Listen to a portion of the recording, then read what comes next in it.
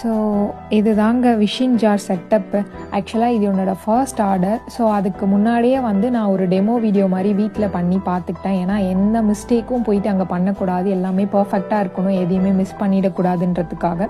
சரி, ஓகே. இப்போ அந்த விஷிங் ஜார்னால் என்ன அப்படின்றத பார்ப்போம். விஷிங் ஜார்னால் ஒன்றும் கிடையாதுங்க. ஸோ எனி ஃபங்க்ஷன், இதோட தீம் என்னன்னா, மெயினாக இப்போ வந்து ஒரு கல்யாணம்னு எடுத்துக்கிட்டால் பொண்ணும் மாப்பிள்ளையும் வரப்போகிற கெஸ்ட்டு வந்து வாழ்த்தி அந்த பேப்பரில் எழுதி அதை ரோல் பண்ணி அந்த ஜார்க்குள்ளே போடுறதுங்க. அவங்கள விஷ் பண்ணி அவங்களுக்கு சம்திங் ஏதாவது ஒன்று அவங்க மனசில் பொண்ணும் மாப்பிள்ளையும் நினச்சி என்ன வேணால் எழுதலாம், வாழ்த்தி எழுதலாம், அட்வைஸ் பண்ணி எழுதலாம்.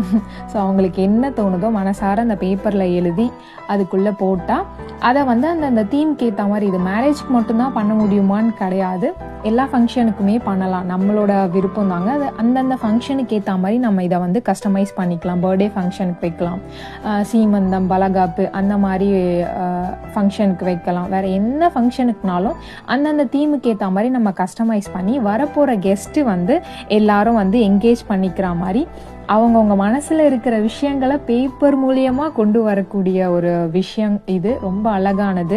லாஸ்ட்டில் ஃபைனலாக வந்து அவங்களுக்கு அதை கிஃப்டடாகவும் மாறும். எப்போ வேணாலும் எடுத்து இதை படித்து பார்க்கும்போது ரொம்ப அழகான மெமரியாக இருக்கும். ஸோ அதுதான்